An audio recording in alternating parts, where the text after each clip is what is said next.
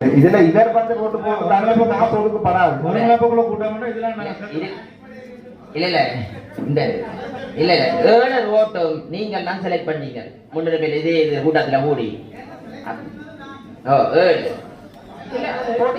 என்னண்டா இதுல நாங்கள் ஒருங்கிணைப்பு குழு தலைவர் இதுல நீங்கள் ஒவ்வொருவரும் இதையும் ஆட் பண்ணுங்க இதையும் ஆட் பண்ணுங்க இதையும் ஆட் பண்ணுங்க ஒவ்வொருத்தரும் கோரிக்கையை முன் வச்சிருங்க. அந்த ரீதியில தான் 7 ரோட்டு அதுல ஈடுபட்டது. 7 ரோட்டுல ஈடுபட்டு நாங்கள் மக்களின் கூட கோரிக்கைகள் வந்ததை தான் போட்டுனாங்க. இதுல அந்த 7 எங்கட பிரியாரிட்டிக்கே இருக்குது.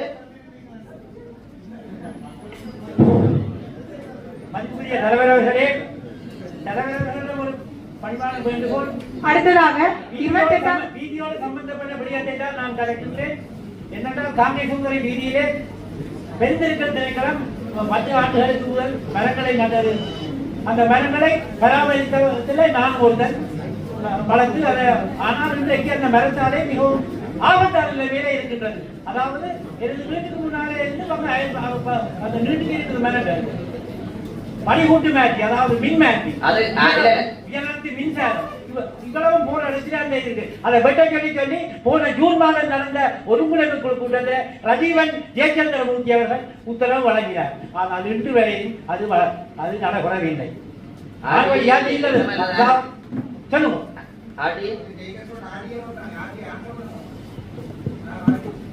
ஆனா இந்த வேலையே மனதில்லை. அது வழியா நீங்கள் ஆடியே செய்யாது. ஆடியே இல்ல இல்ல இல்ல இதுல நீங்க முடிவெடுத்து ஆடியே சொல்லி ரயில்வே மரங்க நடுறதுக்கு உண்மையிலே உங்களால நட்டுக்கொண்டு இருக்கிறோம். அதை பராமரிக்கலாம். நான் மரத்தை தடுக்க சொல்லி கொப்புளத்தான் வெட்டி ஆபத்தை குறைக்க சொல்லி தான் கேட்கிறேன். மரத்தை தடுக்க சொல்லி நான் கேட்கிறேன். ஒன்றுதானே இதுல வந்து மரம் வச்சது யாரு பார்த்து சரியோ? அது வந்து ஒரு மரத்தை வெட்ட போறண்டா ஒரு ப்ரோசஸர் இருக்குது. மரக்கூட்டு தாமதத்தை அனுமதிக்க பெறணும். அப்ப இது வந்து அனர்த்த முகாமைத்துவத்தோட கதைச்சு இப்படி அனர்த்தம் ஏற்பட்டு அந்த வீதிகள்ல மரம் முடிஞ்சு விழுந்து ஏதாவது ஆபத்து ஏற்படுமெண்டா அதற்கு அமைய வெட்டுறதுக்கு நடவடிக்கணும். திடீரெண்டு இப்ப போய் நாங்க பிரதேச வைக்க மோடரை போட்டு நீங்க வெட்டும் கொண்டு சொன்னா வந்து அரெஸ்ட் பண்ணிட்டு போகக்கூடிய நிலை ஏற்படு. போன ஜூன் மாதம் ஜெயச்சந்திரமூர்த்தி தலைவராக இருக்கிற கொடுக்கப்பட்டது. ஆனா நடைமுறைப்படுத்தப்படவில்லை. போன ஜூன் மாதம் ஊர் மக்களை கொஞ்சம் கூடி குழுவண்ட அமைச்சு போட்டு அவைய முடிவையும் எடுத்து போட்டு நீங்க அந்த ஊர் தானே அந்த இடமே அந்த இடம் அந்த வீதியால பயணிச்ச இந்த ஆட்களும் சரிஞ்சு விடலாம். பொதுவான பிரச்சனை ஊர் மக்களுக்கு மட்டும் இல்ல. அப்ப நான் கேட்கிறேன் வீதியால போற வைக்கும் பிரச்சனை. கொழும்புல கொடுத்தீங்களா பஸ்ஸுக்கு பேர விழுந்து 5 பேர் செத்தது கொழும்புல. அப்ப உடனே கொழும்புல உடனே வந்து ஒரு நிமிஷம் தான் ஒரு நிமிஷம் அந்த அது நீங்கல்ல ஒரு நிமிஷம் ஆடியே இருக்கிறீங்களா? ஆடியே இருக்கிறீங்களா யாராவது? அப்போ இது வந்து ஒரு நிமிஷம் சொல்லுங்க. இது வந்து பொதுமக்களுக்கு பாதுகாப்பு ஏற்படுத்துற மாதிரி அந்த மரம் இருக்குது. இவர் சொல்ற மரத்தை நீங்க தெரியுமா? போன முறை எடுத்த முடிவு உங்களுக்கு தெரியுமா? ஜனவரி தான் நீங்க வந்தீங்களா? அவர் திருப்பி அவர் காட்டுற மரத்தோருக்க பார்த்துட்டு அடுத்த டிசி மீட்டிங்ல சொல்லுங்க இது கரண்ட் கம்பியில முட்டுதா 33,000 வோல்டேஜ் கரண்ட் போகுதா அதால அல்லது அதை வந்து அடுத்த புயலுக்கு ஆட்டிய மண்டையில விழுமாட்டு சரி ஒரு ரிப்போர்ட் தான்.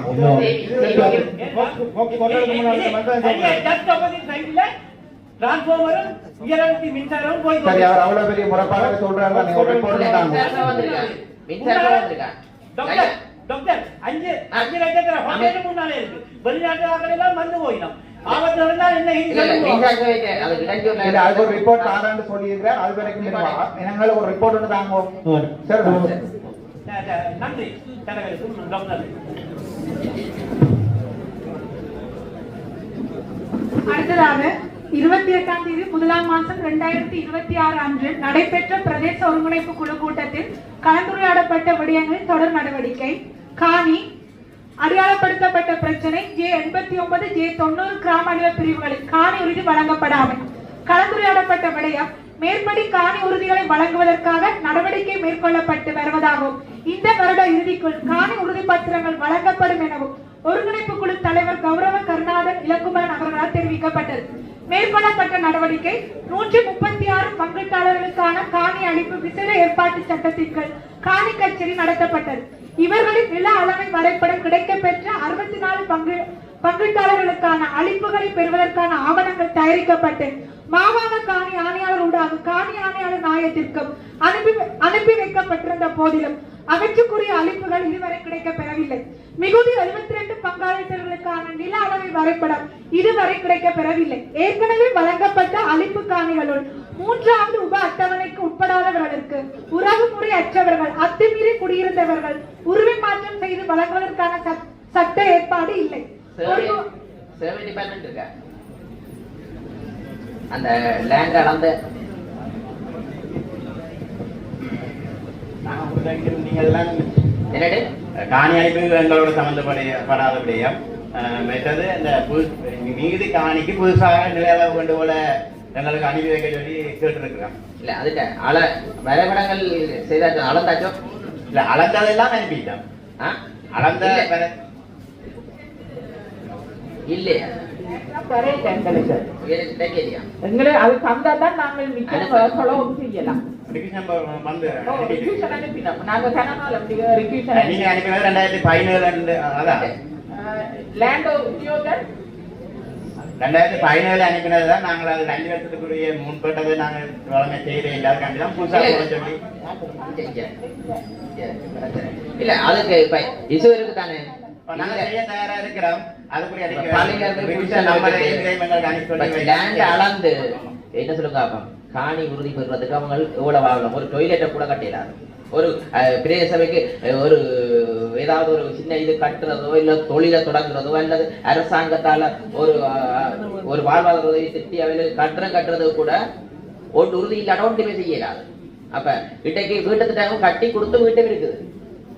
அப்ப உறுதி பத்திரம் இன்னும் வழங்கல. கிட்டத்தட்ட உலகாலம் வீடு அவங்களுக்கு எல்லாமே பழுதாகிட்டது. அப்ப அவங்களுக்கு உறுதி பத்திரத்தை கொடுத்தா நாங்கள் அளந்து அரச உத்தியோகத்தர்கள் இதை வெற்றிட போடுறோட கிடக்கும் அப்படியே அடுத்த டிசில வந்து கதைக்கிறது.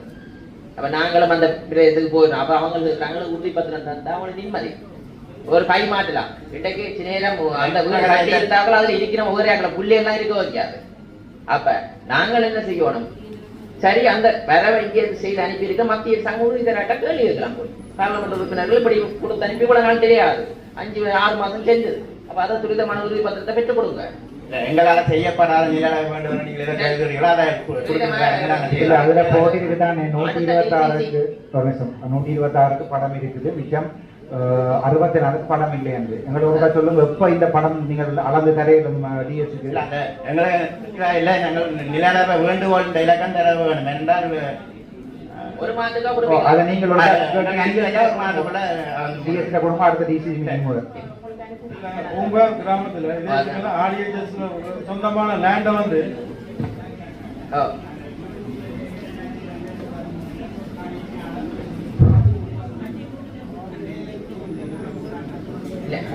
படம் தந்தவுடனே காரணம் சொல்றேன் ஐயா. படம் கீழ் தந்தவுடனே டிஎஸ் அதை காணியால நாயத்துக்கு அனுப்புவா. அங்க இருந்து உறுதி வேற வரைக்கும் வெயிட் பண்ணுவோம். இந்த அரசாங்கத்துல ஏற்கனவே உங்களுக்கு நூற்றுக்கணக்கான உறுதிகள் தந்துட்டு தானே. அந்த விஷயத்துல நல்ல சந்தோஷம். சரிதானே? அடுத்ததாக குளங்கள் மற்றும் வாய்க்கால் புனரமைப்பு, அடையாளப்படுத்தப்பட்ட பிரச்சனை, பறவை குளம் துப்புரவு செய்தல் மற்றும் தூர்வாறுதல், கலந்துரையாடப்பட்ட விடயம், கமநல அபிவிருத்தி திணைக்களம் பறவைக்குளம் புனரமைப்பு தொடர்பான உத்தேச மதிப்பீட்டினை பிரதேச செயலாளருக்கு வழங்குமாறு தீர்மானம் மேற்கொள்ளப்பட்டது. மேற்கொள்ளப்பட்ட நடவடிக்கை 10ஆம் தேதி 3ஆம் மாதம் 2026 அன்று உதவி ஆணையாளர் கமநல அபிவிருத்தி திணைக்களம் அவர்களுக்கு உத்தேச மதிப்பீட்டினை வழங்கி உதவுமாறு கடிதம் அனுப்பி வைக்கப்பட்டுள்ளது. முன்னேற்றம் பிரதேச சபையால் 31ஆம் தேதி 3ஆம் மாதம் 2026 தேதிய கடிதம் மூலம் நகர அபிவிருத்தி திட்டத்தின் ஊடாக பறவைக்குளம் மற்றும் அதனோடு இணைந்த வாய்க்கால், பூதவராயர் குளம் மற்றும் அதனோடு இணைந்த வாய்க்கால் என்பவற்றுக்கான புனரமைப்பு வேலைகள் மேற்கொள்ளப்படும் எனவும் தொடர்புடைய ஆவணங்களை தமக்கு சமர்ப்பிக்குமாறு கமநல அபிவிருத்தி திணைக்களத்திற்கு கடிதம் அனுப்பி வைக்கப்பட்டுள்ளதாக அதன் பிரதி எமக்கு அனுப்பி வைக்கப்பட்டுள்ளது. கமநல அபிவிருத்தி திணைக்களத்தால் குறித்த குளங்களையும் அதனோடு இணைந்த வாய்க்கால்களையும் பிரதேச சபையிடம் ஒப்படைப்பது தொடர்பான நிர்வாக சபையின் சம்மத அறிக்கை மற்றும் குளத்தின் வரைபடம் ஆகியவை பிரதேச சபைக்கு அனுப்பி வைக்கப்பட்டுள்ளதாக அதன் பிரதி கமநல அபிவிருத்தி திணைக்களத்தால் நமக்கு அனுப்பி வைக்கப்பட்டுள்ளது. பறவைக்குளம் புனரமைப்பதற்கான பிரஜாசக்தி திட்டத்தில் தெரிவு செய்யப்பட்டுள்ளது. நிதி இதுவரை கிடைக்கப்பெறவில்லை. அந்த பறவைக்குளத்தை நாங்கள் ஏற்கனவே கமநல சேவையால இன்னும் சட்டபூர்வமாக ஹேண்ட் ஓவர் பண்ணல. நாங்கள் இப்போ கிரீன்லி அந்த அகலம் தாங்கள் அந்த டூர் வர்றதுக்கு தாங்களோட சைட்டெல்லாம் ஹெல்ப் பண்ணுறோம்னு சொல்லிக்கணும். எங்கள் எல்லா இடங்கிட்ட நிதி ஒதுக்கீடும் இருக்கு. இருக்குது இந்த சமூகத்துக்கே போட்டிருக்கீங்க முன்னுரிமை கிராமம் பிரஜாசக்திக்குள்ள அப்ரூவல் ஆகி வந்திருக்கு வீட்டில இருந்து நிதி வச்சு புனரமைக்கிறதுக்கு இப்ப 2 பேரும் சப்போர்ட் பண்றதுக்கு லெட்டர் போயிருக்கு.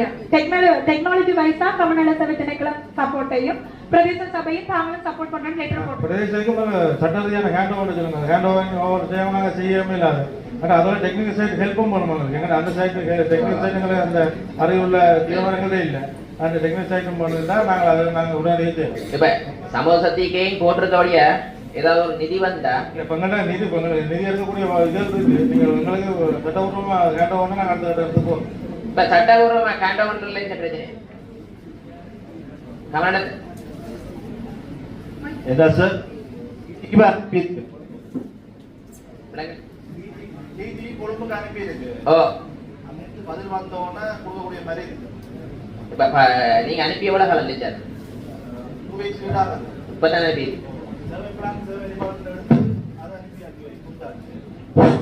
இப்ப இத நீங்கள் எவ்வளவு காலத்துக்குள்ள அந்த லெட்டர் இப்ப கொடுக்க முடியுமா இல்லையோன்ற ஒரு லெட்டரை 10 விதமா எடுத்ததெல்லாம் நீங்கள் அதுக்கெல்லாம் தானே துரிதப்படுத்தி ஒரு 2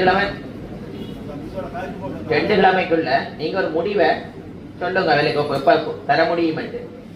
அப்ப இப்ப லெட்டர் போயிருக்கு தானே, இப்ப பாத்திருப்பீங்க தானே. அப்ப நீங்களும் ஏதாவது மறுபதிப்புங்க இங்க ஏதாவது சொன்னா தானே அவைகளுக்கு தெரிய போகுது. இப்ப நீங்க கொடுக்கறதுக்கு சம்மதம் தானே போட்டிருப்பீங்க. அப்ப அதுல அவைகளுக்கும் ஏதாவது உடன்படிக்கை இருக்கு கையடிங்க. அதை சூழ விவசாயங்களும் இருக்கா?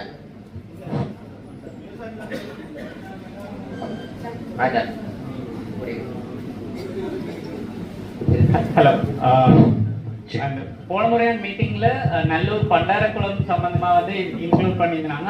அந்த குளம் தொடர்பான நடவடிக்கை எதுவும் எடுக்கப்படையில்லை. ஸோ அது இந்த லிஸ்ட்லயும் வரையில அதுல அப்டேட் இந்த மாதிரி இன்னொருக்கா சொன்னா நல்லா இருக்கு. ஏன்னா அது ஒரு 20 வருஷத்துக்கு மேல தூர்வார படாமலும் இருக்கு. இந்த லிஸ்டுக்குள்ளேயும் அந்த குளம் விடுபடையில போன முறை மலைக்கு அதை சுத்த வர இந்த எல்லா வீட்டுக்குள்ளேயும் தண்ணி போய் பிரச்சனை இருந்தது. நாங்க குளம் சம்பந்தமா கிட்டத்தட்ட 4 கடிதத்துக்கு மேல கொடுத்துருக்கோம் கடந்த 2-3 வருஷத்துல. கவர்னர் கூட கடிதம் போயிருக்கு. போன முறை மீட்டிங்லயும் பண்டார குளத்தை பற்றி சார் கருத்திருந்தார். பட் எந்த ஒரு டிசிஷன் இதுல வந்த மாதிரி தெரியல. அவர் சொன்ன மாதிரி பண்டாரக்குளம் வந்து ஒரு பாதை வந்து ஒரு தனிநபராக முற்றுமுழுதாக ஆக்கிரமிக்கப்பட்டிருக்கிறது. அது வந்து என்ன பிரச்சனைன்னு சொன்னால் அது ஒரு நீர்வழிச்சாலை. வாய்க்கால் மாதிரி வெட்டி கட்டுப்படை இல்லை. ஆனால் ஒரு நீர்வழிச்சாலையாக இருந்தது என்னன்னா மழை காலத்துல வந்து அந்த பிரதேசத்துல தேங்குற தண்ணி வந்து அந்த அந்த பாதையில போய் குளத்துல சேர்றது. அது எவருக்குமே வந்து இந்த பாதையில பங்கு இல்லை, பொது பாதை இல்லை. அது வந்து குளத்துக்கு போறது. அப்ப அந்த காலத்துல வந்து குளத்துல மாடுகளுக்கு தண்ணி காட்டுறதுக்கு எல்லாத்துக்கும் வந்து அந்த பாதையை வந்து அந்த பிரதேச மக்கள் பயன்படுத்தி கொண்டிருந்தது. இன்றைக்கு வந்து 2000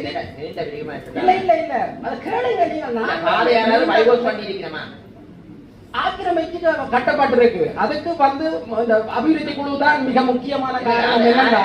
என்னென்றால் 2014 மாநகர சபையில தீர்மானம் கொண்டு வந்து மாநகர சபையில கடிதம் கொடுத்து நடவடிக்கையும் இல்லை.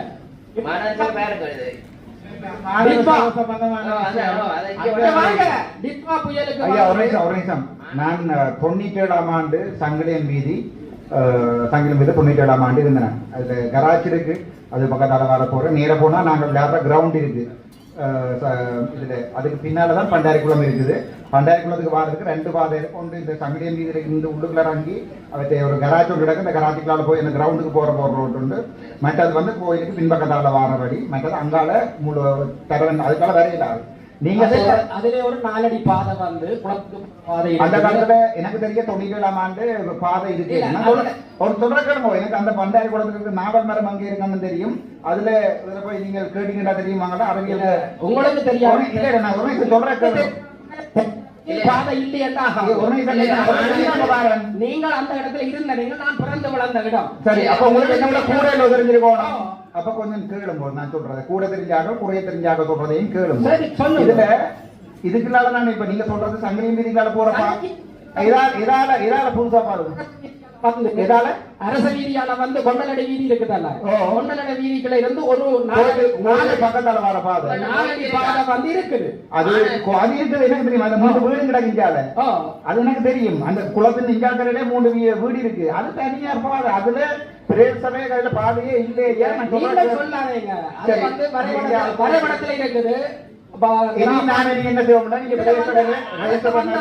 எனக்கு தெரியுமா? மாநகர உறுப்பினர் தானே? மாநகர சபையில உங்களுக்கு ரோயிங் இருக்கு தானே வீதியில மேப்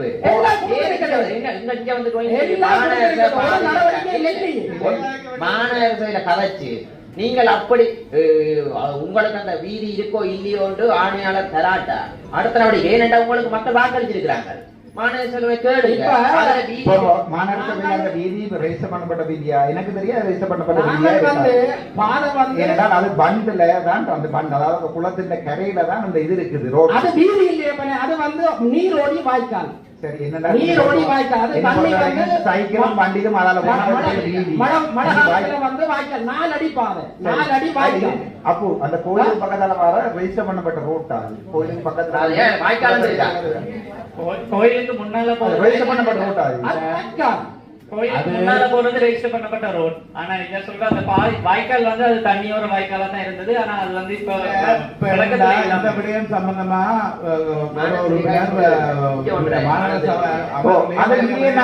நாங்கள் இப்ப குளத்தை தூர்வாரதை பற்றி தான் கலைக்கிறோம். குளத்தை சம்பந்தமா அங்க அது பெண்டிங்ல இருக்குது. அதுக்குரிய அந்த மெப்புகள் எல்லாம் பார்த்து குறிய நடவடிக்கைகள் எடுக்கப்பட்டதா எனக்கு தெரியும். இந்த விடயம் இல்ல நான் சொல்றேன். இது வந்து மாநகர சபை விவாதம் நடைபெறாங்க. இல்ல இல்ல மாநகர சபை விவாதம் நடைபெறாங்க. மாநகர சபையில தீர்க்கக்கூடிய பிரச்சனை தீருங்க. அல்ல மாநகர சபை பக்கத்துல இருக்கிற உள்ளாட்சி ஆணையாளர்கிட்ட போகலாம். அடுத்த கட்டம் அவங்கள நீங்க ஒரு மக்கள் பிரதிநிதி இல்ல, உங்களுக்கு விஷயம் தெரியாது. அவன் சம்பந்தப்பட்டவன் வந்து மாநகர சபை போன டிட்வா புயலுக்கு வந்து அவர் கட்டி வச்சிருந்த பண்டை வெட்டி தண்ணி விட்டது குளத்துக்கு. அவன் வந்து நான் பட்டினு சொல்லி இப்ப கோர்ட்ஸ்ல வழக்கு போட்டு இன்னைக்கு 2 ஆள் புனையில வந்து நிக்கிறார். ஐயா ஐயா கோர்ட்ஸ்ல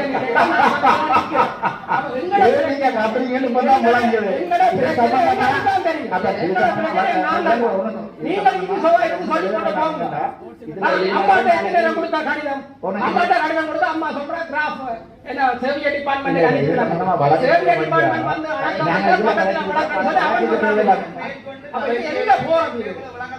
இல்ல பிரேசலர் இந்த விடயம் சம்பந்தமாக நீதிமன்றத்தில் வழக்கு போறபடியா இதுல நாங்கள் எடுக்கிற முடிவை கொண்டு நாளைக்கு எங்களுக்கு எதிராக நீதிமன்றத்தில் நீதிமன்ற அவமதிப்பு போகலாம். இவற்றை வழக்கு முடிய இதுக்கு சம்பந்தமா கதைப்போம்.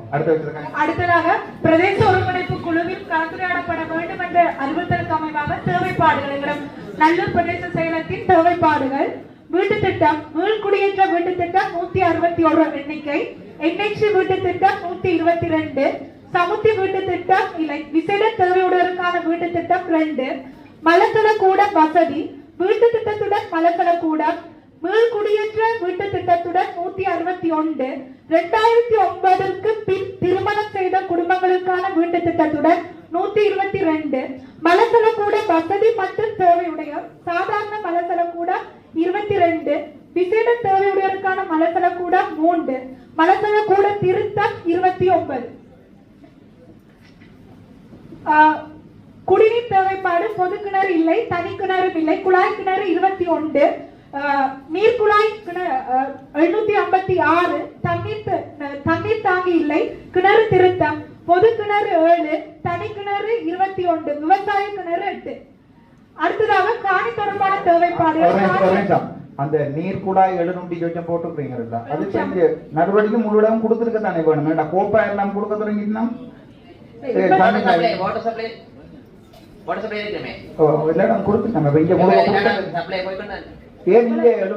கொடுக்கல தேவைப்பாடம் எழுதி வச்சிருக்கீங்க.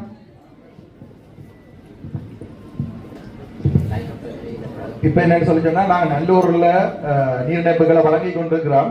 அதுக்கு முதலாங்கட்ட நடமாடும் சேவையும் டிஎஸ்ஓ சேர்ந்து செய்த நாங்கள் இப்ப மீண்டும் நாங்கள் தேவைப்பாடுகள் இருக்குமென்னு சொல்லி சொன்னா நாங்கள் பவனியாளர்கள் நல்ல கருதில கொண்டு கிராமந்தோறும் நாங்கள் நடமாடும் சேவையை செயற்படுத்தி இதை முன்னெடுக்கிறது. 756 பெரிய ஒரு இலக்கமாக 756 இலவச தேவைப்பாடுகள் 100% மானியம் இல்ல அப்ப எழுது இல்ல நீங்கள் இந்த இலவசத்துக்கு பாருங்க அப்பதானே நாங்கள் இனி அது நான் கேட்கிறேன். நல்ல ஒரு ஏரியாக்குள்ள எல்லா இடமும் லைட் செய்து முடிச்சுதா ப்ரொபோசல்ல இல்ல பொருங்க இருக்கிற இடத்துல வந்து முதல்ல என்ன சொல்லுங்க அப்பா, உண்மையாகவே நல்ல ஒரு ஏரியாவை கடற்கரை பிரதேசம் இருக்கு. மணியந்தோட்டம் பக்கம் எல்லாமே கண்டிப்பா தேவை. மணியந்தோட்டம் செய்து முடிக்க அதான் அப்ப நாங்கள் என்ன சொல்லுவோம், இப்ப டெண்டர் கோல் பண்ணி கொண்டிருக்கிறீங்க, அந்த விடுதல் நடந்து அப்ப என்ன நடக்க மாட்டா, வசதி படைச்சவன் அவங்களுக்கு இப்ப வந்து கோண்டாவில் பக்கம் எல்லாம் இந்த தண்ணியை பாவிக்கவே மாட்டாங்க, எடுக்கணும் மட்டும் எடுப்பாங்க. அப்ப தேவைப்பாடுடைய மக்களுக்கு அந்த இடத்துக்கு லைன்களை செய்யும். முதல்ல சொல்லுங்க மணியா பூங்குதுவார், மற்றது இந்தியால இருவாள இந்தியாவில் உள்ள போறீங்க, அதுக்கும் அதான். அப்ப முக்கியமானது கடல் சார்ந்த பிரதேசங்களுக்கு இந்த லைனை செய்த அவங்களுக்கும் பெனிஃபிட் ஏன்னா பாவிப்பாங்க. இல்ல நீங்க போன முறைகளுக்கு சொன்னீங்கன்னா இந்த வருமானம் குறைஞ்ச குடும்பங்களுக்கு அந்த இணைப்பு கட்டணத்தை இல்லாம அது இந்த 156 பார்த்து செய்ய மாட்டாங்க இருந்தோம். அதுல வந்து 19,000 கட்டணும். அதுல நீங்க போன முறைகள் சொன்ன ஞாபகம் இருக்கு, காசு குறைச்சி எடுக்கிறோம். சாதாரணமா வந்து மாநகர சபைக்குட்பட்ட ஏரியாவில வந்து ஒரு நீர்நிலைப்பு பெறணும்னா அதனால 40,000 ரூபாய் வரையில நீர்நிலைப்பு கட்டணமாக பாவனையாளர் செலுத்த வேண்டி வரும். அதை விட பாவனையாளர் தான் அதுக்குரிய மீட்டர் போடுற போஸ்ட் மற்றது எக்ஸவேஷன் பெக் பில்லிங் எல்லாம் அவர் தான் செய்திருவணும். அதோட மாநகர சபையின் அனுமதியும் பாவனையாளர் தான் எடுத்து தருவணும். இப்ப என்னன்னு சொல்லிட்டோம்னா மெட்டீரியலுக்குரிய கோஸ்ட்டை வந்து ப்ரொஜெக்ட் கூடாக நாங்கள் பெறக்கூடியதாக இருக்கிறதால, அதோட ப்ரொஜெக்ட் கண்ட்ராக்டரை கொண்டு எக்ஸிபிஷன் பெக் பில்லிங் செய்யறதால பாவனையாளர்களுக்கு வந்து விசேட அனுமதி பெற்றிருக்கிறோம் என்று சொன்னா ஜிஎம்டி அப்ரூவல் எடுத்து அதை 19,825 ரூபாயோட கொடுக்கறதுக்கு தீர்மானிச்சிருக்கு. அந்த காலப்பகுதி சொன்ன இந்த பிரதேச சபைக்கு 13,825 ரூபாயோட நாங்கள் நீர்நிலைப்பை கொடுக்கக்கூடிய மாதிரி இருக்கு. இது வந்து ஒரு குறிப்பிட்ட கால வரையறைக்கு உட்பட்டதுன்றதால அதை பூர்ணமா பயன்படுத்தணுன்றதுக்காக நாங்கள் இப்ப நான் நல்லூர் பிரதேச செயலகத்தோடையும் யாழ் நகர பிரதேச செயலகத்தோடையும் இணைந்து நடமாடும் சேவை செய்து நாங்கள் இப்ப செய்த போதிலும் மக்களுக்கு வந்து தொடர்பாக வந்து விழிப்புணர்வு இல்லாதால நாங்கள் மீண்டும் நடமாடும் சேவையை பிரதேச செயலகத்தோடு செயற்படுத்த இருக்கிறோம்.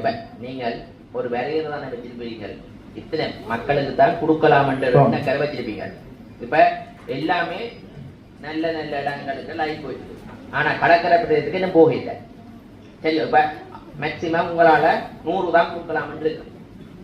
அப்ப அந்த பிரதேசத்தில் இருக்கிற எல்லாருமே வறிய மக்கள், சரியா?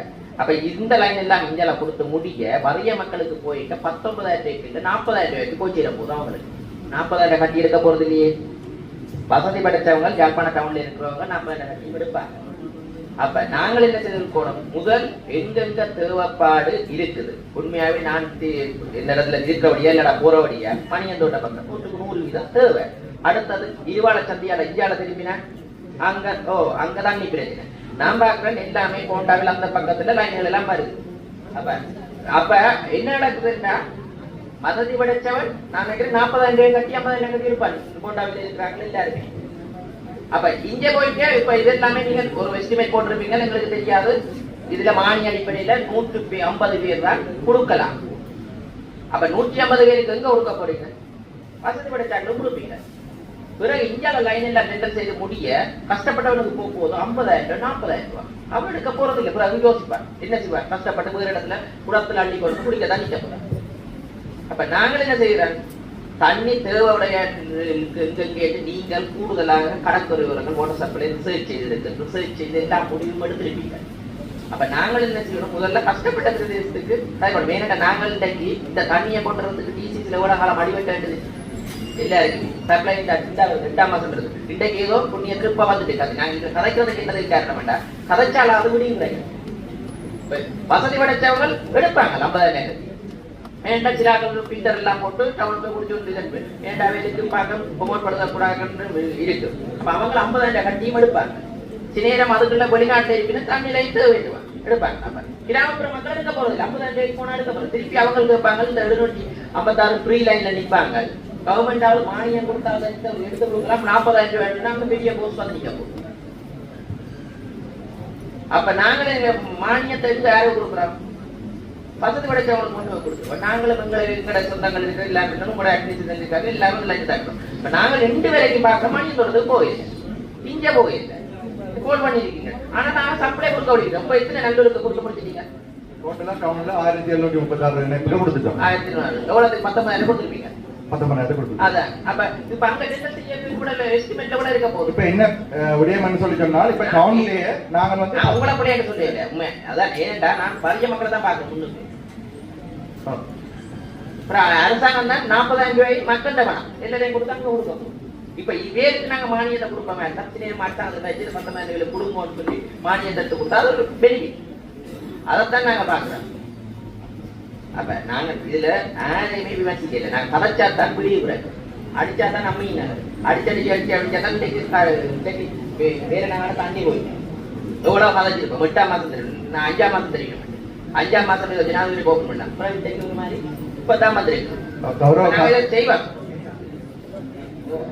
என்னடா அந்த மானிய அடிப்படையை குடிக்கிறதுக்குள்ள ஜிஎஸ்டி ஒரு வர்மா கோட்டை குடும்பம் கடிதம் வந்திருந்தா மட்டும் நீங்க அதை கொடுத்துருக்கலாம் மானிய அடிப்படை. எல்லாருக்கும் நான் 12 ரூபாய். இப்ப என்ன பிரச்சனைன்னு சொல்லி சொன்னா நாங்கள் வந்து கண்ட்ராக்ட் கோல் பண்ணி இருக்கிறோம் 10,000 நீர்மைப்புகளை வந்து மானிய அடிப்படையில் ப்ரொஜெக்டுக்குள்ள கொடுக்கறதுக்கு கோல் பண்ணி இருக்கிறோம். அவருடைய கண்ட்ராக்ட் பீரியட் வந்து கண்ட்ராக்டர் வந்து முடியுது. அப்ப நாங்க என்ன சொல்லி சொன்னா இப்ப 10,000 நீர்நிலைப்பை கொடுத்தா தான் நாங்க அடிஷனலா இந்த ப்ராஜெக்ட் ஆக்டிவ்ல இருக்கே நாங்க அடிஷனலா நீர்நிலைப்புகளை கொடுக்கக்கூடிய மாதிரி இருக்கும். ஒரு நல்லபடியா இந்த பிரதேச அபிவிருத்தி குழு கூட்டத்தில் கலைத்ததுக்கு நாங்க டிஎஸ்ஓட சேர்ந்து தொடர்ச்சியான நீர்நிலைப்புகளை 10,000 கொடுத்து முடிப்போம் கவனம். அதுக்கு பிறகு அடிஷனலா வேணும்னு சொல்லி சொன்னா நாங்கள் இப்ப ப்ராஜெக்ட் வந்து ஆக்டிவ்ல இருக்கிறதால மேல நீர்நிலைப்பையும் பெற்றுக்கொள்ளக்கூடிய மாதிரி தோட்டத்துக்கு நீங்க புக் பண்ணி வைங்க. உண்மையாவே பாதிக்கப்பட்ட மக்கள் அப்ப நீங்கள் இப்பதான் லைன் செய்ய போறீங்க கோல் பண்ணி அது நேரம் ஒரு வருஷத்துக்கு இருக்காது. அதுக்கு எல்லாமே முடியும். கிழக்கரியால அதுல போட்டிருக்கேன் நாங்கள் உண்மையாவே மணியந்தோட்டம் வந்து சைட்ல டூரிஸ்ட் வரும், ஹோட்டல் வரும். அப்ப அவங்களுக்கு ஒவ்வொரு நாளும் அவங்க வந்து ஃபுல்லாயே கூட பாய்ப்பாங்க. உங்களுக்கு வருமானம் கூட அங்க பாவிக்கிற விட அந்த ஹோட்டல்கள் எல்லாம் எடுத்துட்டாங்கடா உங்களுக்கு வருமானம் கூட. அப்ப அதுல டிபார்ட்மெண்ட்டும் வளரணும். சப்ளை எடுத்துட்டு பிரியாம இருக்கு கொஞ்சம் ஜூட்ட பாய்ச்சு இல்ல அந்த அந்த அதுல 2 பக்கம் லைன் போடணும். ஒரு சைடு லைன் போடுற மாதிரி அந்த உதயபுரம் பூம்புகாருக்குலாம் நீங்க ஒரு சைடு லைன் தான் கொண்டு வரீங்க. அப்ப மற்ற சைடுக்கு இருக்காங்க அதில் பாதிக்கப்படுங்க. 2 சைடு லைன் போட்டால் தான் 2 பக்கம் கொடுக்கும். மற்ற சைட்டுக்கு உள்ளதுக்கும் இப்ப நாங்கள் டெண்டர் ஹோல்ட் பண்ணி கொண்டிருக்கிறோம். அதுல வந்து உங்களோட தேவைப்பாடுகளை வந்து எழுத்துமன பிரதேசங்கள் கூட சமர்ப்பிக்கும் இடத்துல வந்து நாங்கள் எதிர்வரும் திட்டங்கள் கூட வாங்கக்கூடிய மாதிரி இருக்கு. இப்ப நாங்க இந்த கூடத்தில் அதை கோரிக்கையாக வைப்போம். இலவசமா தேவைன்னு சொல்லியிருக்கேன் தானே, அதை நாங்கள் மாவட்ட ஒருங்கிணைப்புக்கு அனுப்புவோம். உண்மையாவே அது எல்லா வட்டுக்கும் 2 பக்கம் போதும் தானே. 2 பக்கம் 100% கவர்னப்படாது. மெயின் ரோடுகள் ஆடிய ரோடு மெயின் ரோடுகளை வந்து 2 பக்கம் போறதுக்கு கோல் பண்ணி இருக்கு. ஆடிய ரோடு உள்ள ரோடு மாநகர வீதிகள் பிரதேச ரோடுகளும் பிரதானமான வீதிகளை போறதுக்கு நடவடிக்கை எடுக்கப்பட்டது. 2 பக்கம் ஒரு பக்கத்துக்கு தான் நீங்க சப்ளை கொடுக்க போறீங்க, மிச்ச பக்கத்துக்கு சப்ளை இல்லைன்னு சொல்றாரு. அப்படி இருக்கும். அப்படியானது வந்து இப்ப அதுக்கு அப்படியான தேவைப்பட்டது என்னன்னு இப்ப நாங்கள் டெண்டர் நடவடிக்கை எடுத்திருக்கோம். அந்த ரோயிங்க வந்து நாங்கள் பிரதேச செயலாளரோட ஷேர் பண்ணோம். ஒரு நாள் எல்லாம் முடிக்கிறாங்க தண்ணி வந்ததே போயிட்டது தெரியும். எவ்வளவு நாள் இல்லாம இருந்தது. நாங்கள் என்ன செய்யணும் மானியம் பெற்றால் மேற்கூடிய பிரதேசம் கூடிட்டு முந்தி இப்படி கூட்டம் நடந்தது ஓட்டர் சப்ளை கலைக்கிறது இல்லையே. தங்களை வாடகை செய்து கொண்டு போறது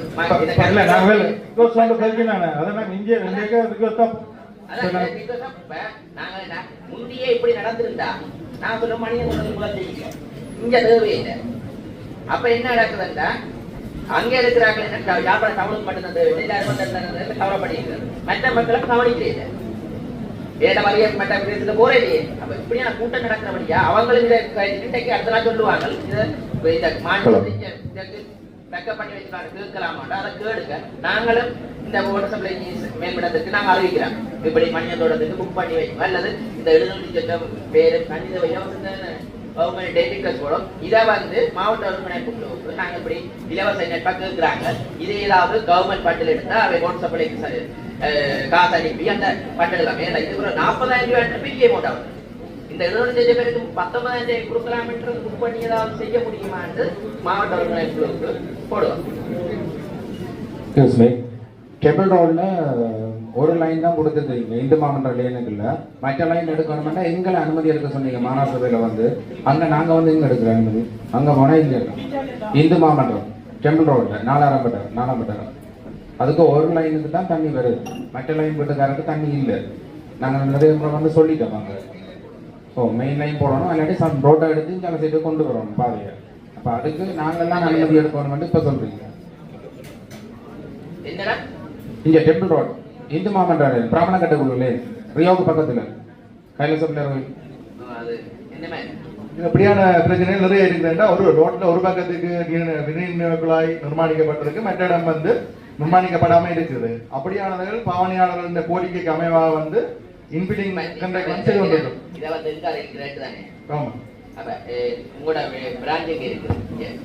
ஆமா கொட்டடியில் இருக்கு. பண்ணைக்கு டெலிகாம் பக்கத்தில் உள்ள நிறுவனங்களுடைய மக்கள் அதுல இருக்கிற கையில் வச்சுட்டா துரித பாட்டியா தான் ஒரு வீடு 30-50 வீடு இருக்குமே இருந்தா நாங்க 2 லட்சத்துல பண்ணி வேலைக்கு இதை செய்யுங்க. இப்ப நாங்களே என்ன கேட்கிறோம் சொல்லி சொன்னா, இப்ப நீர் விநியோக குழாய் வந்து நிர்மாணிக்க கிட்டத்தட்ட டவுன் ஏரியாக்களே 300 கிலோமீட்டர் கிட்ட நீர் விநியோக குழாய் நிர்மாணிக்கப்பட்டிருக்கு. ஆனா நிர்மாணிக்கப்பட்ட ஏரியாவில வந்து நீர்நிலைப்புகளை பெறாம நீர்நிலைப்பு மானிய இணைப்பு வசதி இருந்தும் பெற்றுக்கொள்ளாம விட்டுக்கொண்டு நாங்கள் அடிஷனலா போறோம்ன்றது யோசிக்கிறத விட இப்ப நீர்நிலைப்பு விநியோக குழாய் உள்ள இடங்களுக்கு முதல்ல கனெக்ஷனை கொடுத்து போட்டு அடிஷனலா ரிக்வெஸ்ட் பண்ணுவோம். எங்களுக்கு கனெக்ஷன் வந்து இல்ல இந்த மானியமானது மக்களுக்கு கூடுதல் தெரியாது. நாங்கள் டிஎஸ் கவர்மெண்ட் ஜிஎஸ் இதற்கு நாங்கள் தெரியப்படுத்தணும். இந்த பப்ளிக் நாங்கள் போய் மானிய முறையில் இப்போ 13,000 போதுன்ற 40,000 தூங்க யாழ்ப்பாணத்தில் எல்லாருமே வீடுகள்ல மீட்டர் சரியா மீட்டரை யூஸ் பண்ணினேன். அப்ப அவையில் என்ன சொல்லுங்க, இந்த தண்ணியை எடுப்பாங்க. சில ஆட்கள் எடுத்து வைப்ப மாட்டேன் எடுத்து வைக்கிறது, பாவிக்க மாட்டேன். நீங்கள் பார்த்தா யாழ்ப்பாணத்துல கிணறு குழாய் எடுத்து மீட்டர் ஒளிய போட்டு வச்சிருக்கேன். அங்க வீட்டை போய் நான் மெத்தனை கண்டக்கு பார்த்தேன். அது சுமார் சரி எடுத்து வச்சிருக்கேன். யாழ்ப்பாணத்துக்குள்ள உங்களுக்கு பெருசா ஓட போறது இல்லை. ஆனா நீங்க மணியத்தொட்ட பக்கம் கொடுத்து பாருங்க, கடற்கரை பக்கம் கொடுத்து பாருங்க, அல்ல குர்ணூர் ஏரியா கொடுத்து பாருங்க. குர்ணூர் ஏரியால திருச்சோடு கூட வேற. அப்ப நாங்கள் ரிசர்ச் செய்யல, நாங்கள் ஒரு மக்கள் மத்தியில போய் கதைக்கிற வழியா என்ன ஒரு அனுபவ ரீதியில சொல்றோம். அப்ப நீங்க விஞ்ஞான ரீதியா ஆய்வு செய்து தான் இந்த ப்ராஜெக்டை தொடங்கியிருக்கீங்க. குருநகர் மணியந்தோட்ட ஏரியால டிசிப்ளின் கவர் பண்ணியிருக்கு.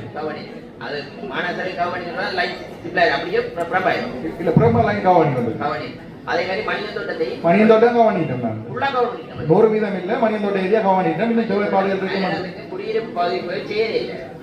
அப்ப நாங்க மெயின் ரோட்ல அந்த ரோட்ல இருக்கு தானே கனெக்ட் பண்ணிட்டு உள்ளூர்களுக்கு போய் கடை இல்ல மணியந்தோட்டத்துக்கு கவர் பண்ணிட்டோம். மணியந்தோட்டம் அப்படியே நிற்கும். நான் போய் பார்த்தேன். அப்ப அதுல நாங்க என்ன செய்ய மாட்டோம், உள்ளூர்களுக்கு எல்லாம் கொஞ்சம் கவர் பண்றதுக்கு பெரிய நடவடிக்கை எடுங்க. இதுல நாங்க இதுல ஒரு ஸ்பெஷல் கேட்கிறேன். இப்ப நீங்க ஒரு சைட்டை போட்டு மானியம் இப்ப கொடுக்குறீங்க, பட் அடுத்த சைட் செய்து கொண்டு திரும்ப 40,000 கொடுக்க போறீங்க, மானியம் வராது. அதுல நாங்க இல்ல அதுவே ஸ்பெஷல் ரிக்வெஸ்டா செகண்ட் டைம் செய்யறாங்க கொடுக்கணும் மானியம். யாழ்ப்பாணத்தை டவுனை பொறுத்த வரைக்கும் ஒரு பிரச்சனை இல்லை. நாங்க போட்ட வரியப்பட்ட பிரதேசங்கள் அதுல இலவசம் ஏற்படுத்துகிறது என்று சொல்ல அந்த டிஸ்ட்ரிக்ட் மாவட்ட போடுவோம். அதை வாட்டர் சப்ளை எப்படி புக் பண்ணி வச்சிருக்கோம். டிமாண்ட் போர்டு ஏரியாவுல முதல் கண்டா நாங்கள் அதுக்கேற்ற மாதிரி ப்ரியாரிட்டி கொடுத்து நான் செய்யக்கூடிய மாதிரி இருக்கு சார்.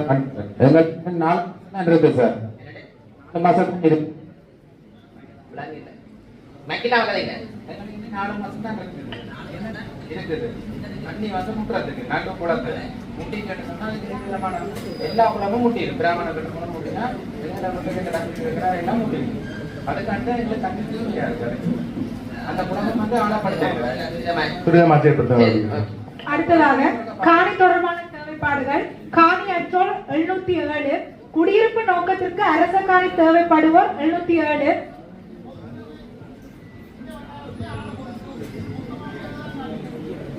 கிணறு திருத்தம், பொது கிணறு திருத்த வேண்டியது 7.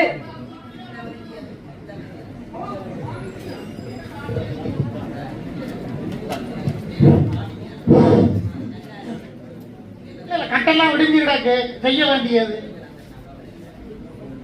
அதெல்லாம் இன்க்ளூட் பண்ணுங்க.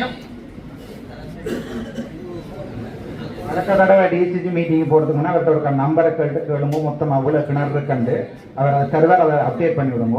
அடுத்த மீட்டிங் போவோம். ஓகே. குடியிருப்பு நோக்கத்திற்கு அரச காணி தேவைப்படுவோர் 807. யாழ் மாவட்டத்திற்கு வெளியே அரச காணி வழங்கப்பட்டால் அங்கு நிரந்தரமாக குடியேற சம்மதம் தெரிவித்தோர் 395. வெள்ள நீர் தேங்குதல், வெள்ள நீர் தேங்கும் வீதிகள் 28, வெள்ள நீர் தேங்கும் குடியிருப்புகள் 486.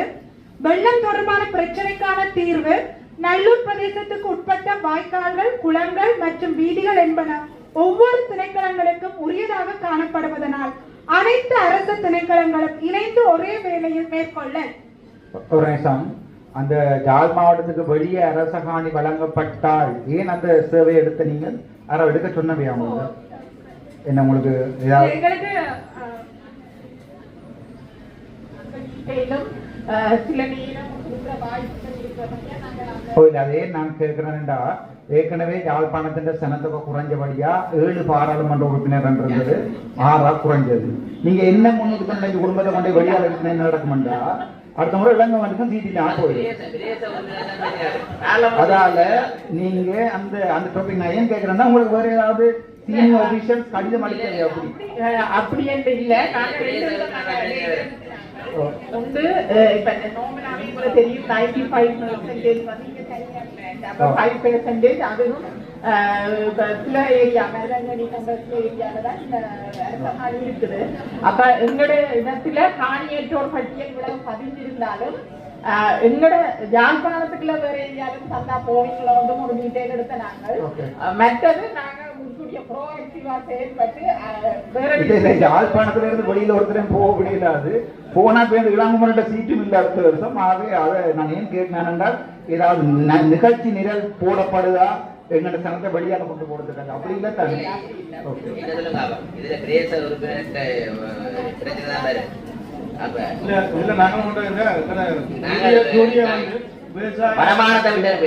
எங்கள்ட குடித்தொகையை கூட்டுறீங்க. மற்ற சமூகங்கள் எடுத்து பாத்தீங்கன்னு சொன்னால், 2வது பிள்ளை பிறந்தா ஒரு கூட காசு, 3வது பிள்ளை எங்கள்ட தமிழ் ஆக்கள் சனத்தொகை 78ஆம் ஆண்டு 22% இருந்த நாங்கள் இப்ப 2026ஆம் ஆண்டு 9% குறைஞ்சிட்டோம்.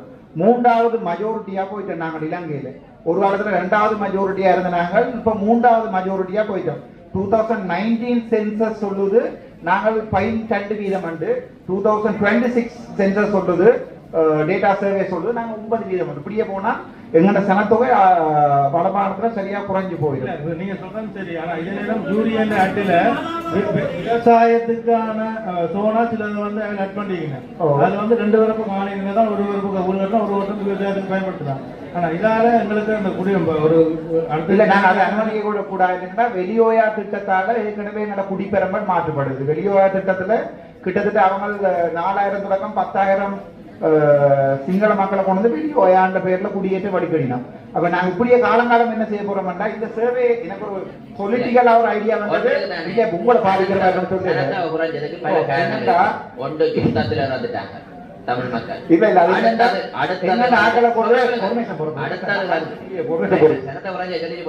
அடுத்தது இலங்கையை விட்டு புலம்பெயர் தேசத்துக்கு அதிகளவானவர்கள் அகதிகளாக சென்று அங்க அந்தஸ்து கோரி அங்க இருக்கிறாங்க. இப்பையும் பல வெளிப்பிரதேசத்துக்கு போறாங்க. எண்ணற்ற எவ்வளவு பிரச்சனை இங்க இருந்து ஏமாத்தி காசு மோசடி என்று ஏமாத்தி கொண்டு வேற நாடுகள்ல போட்டு அடைச்சு காசு வேண்டாங்க. அதுக்கு நடக்கும் இப்ப. அப்ப இதுதான் சனத்தொகை குறைஞ்சதுக்கு காரணம். உண்மையாகவே அது அந்த தொழிற்சாலைகள் தொழில் வாய்ப்புகள் இல்லாததுனால ஒரு தொடர்பு மோகம், வெளிநாட்டு மோகம் ஒன்று வந்ததன் நிமித்தமாக யுத்தத்தின் காரணமாக இடம்பெயர்ந்து போயிருக்கிறோம். நாங்கள் எந்த வகையிலுமே அரசாங்கம் என்ற வடமாகாணத்தை இனப்பரம்பரை குழப்பம் விதமான எந்த வகையான குடியேற்ற திட்டம் நாங்கள் மேற்கொள்ள போறோம் ஆணித்தனமாக. சரி, நான் என்ன சொல்ல இதுல போட்ட பிரச்சனை வந்து அவ யாழ் மாவட்டத்துக்கு வேற பிரதேசத்திற்கு அவர்கள் போக சம்மதமா அதுல வெளியிடுது. யாழ் மாவட்டத்துக்கு வெளியே தமிழவாசிங்க யாழ் மாவட்டம் கிளிநொச்சி, யாழ் மாவட்டத்துக்கு வெளியே போறதுதான் நான் கேட்டேன். கிளிநொச்சியிலே கொண்டே விடையலாது, கிளிநொச்சியிலே கொண்டே விடையலாது. இங்கே இருக்கிற சனம் இங்கே இருக்க வேணும். ஏனென்றால் அது ஏன் நீங்கள் அந்த சேவை எடுத்தீங்கன்னு நான் கேட்டது காரணம், போன முறை வெளியோயா சம்பந்தமாக நாங்கள் பிரச்சனை படைக்க பாராளுமன்றத்துல அந்த வெளியோயாவில் ஏற்படுத்துற 10,000 குடும்பத்துல தமிழர்களுக்கும் காணிதாரன் என்று அரசாங்கத்தால சொன்னது. எனக்கு ஒரு பயம் என்னன்னா, இந்த ஆக்களை கொண்டு அங்க குடியேற்ற வேண்டி வந்தா யாழ்ப்பாணத்துல இளங்கோட சீட்டிலா போயிட மாட்டோம் ஒரு பயம் தான். மற்றபடி வேற ஒன்றும் இல்லை. அது நான் கேட்டதுக்குரிய காரணம் மற்றபடி உங்களை பாதிக்கிறதுக்கு இல்லை. நான் தொடர்ந்து இருக்கணும்னு ஆசைப்படையில நல்லது செய்தா நல்லது நடக்கும். நான் தான் தொடர்ந்து பயணம் செய்ய போறது இல்லையே. நாங்கள் இந்த பார்லமெண்ட்டை தக்க வைக்கணும் எந்த உறுப்பினர் இல்லை. யாரும் நல்ல ஆக்கள் வந்தா நாங்கள் வழிவிட்டு போறோம். சரி. நல்லூர் பிரதேச ஒருங்கிணைப்பு குழு கூட்டம் நேற்றைய தினம் நல்லூர் பிரதேச சபை கேட்போர் கூடத்தில் இடம்பெற்றது. நல்லூர் பிரதேச ஒருங்கிணைப்பு குழு தலைவர் பார்லமெண்ட் உறுப்பினர் கருணைநாதன் இளங்குமர, நல்லூர் பிரதேச செயலாளர் மற்றும் பார்லமெண்ட் உறுப்பினர் அர்ஜுனா ராமநாதன், நல்லூர் பிரதேச சபை தவிசாளர் மயூரன், யாழ்ப்பாண மாநகர சபை பிரதி முதல்வர் இமானுவேல் தயாளன் உள்ளிட்ட அரசு அதிகாரிகள் மற்றும் துறைசார் அதிகாரிகளின் பங்கேற்புடன் ஒருங்கிணைப்பு குழு கூட்டம் இடம்பெற்றது.